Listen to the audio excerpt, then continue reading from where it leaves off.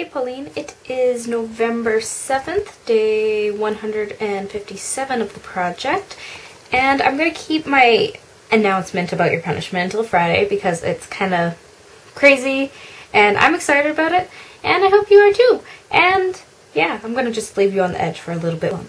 Anyway, big good news for today in history, actually. I did some research and found a couple huge things have happened on November 7th.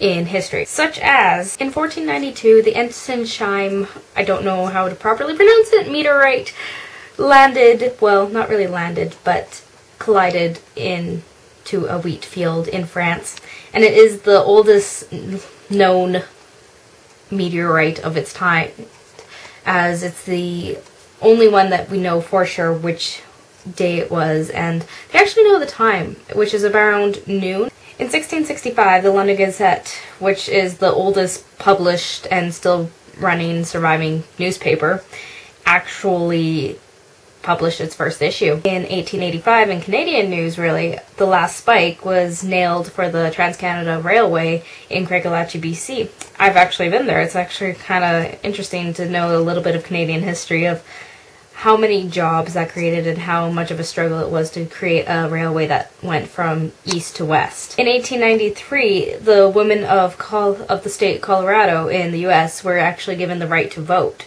And I think that's just because in the U.S. elections, they generally vote on more than just who becomes the president at the elections.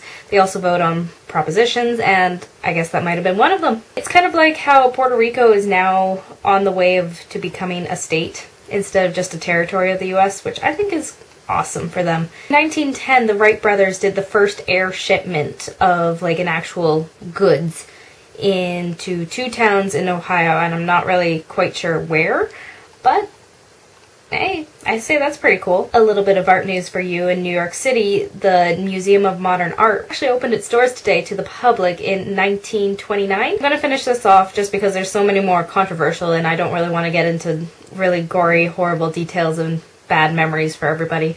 But in 1996, NASA launched the Mars Global Surveyor, which any developments with looking into space and stuff like that, and making sure that our technology grows and our society grows along with the technology, I think that is awesome. I think like we have to create history, and history happens every single day. It's, well, actually every single moment, because we can never get the moments that we have right now back.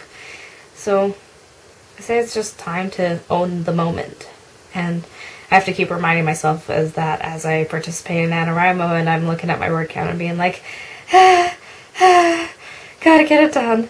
So, yeah. I'll let you know what your punishment is on Friday, and I will see you tomorrow.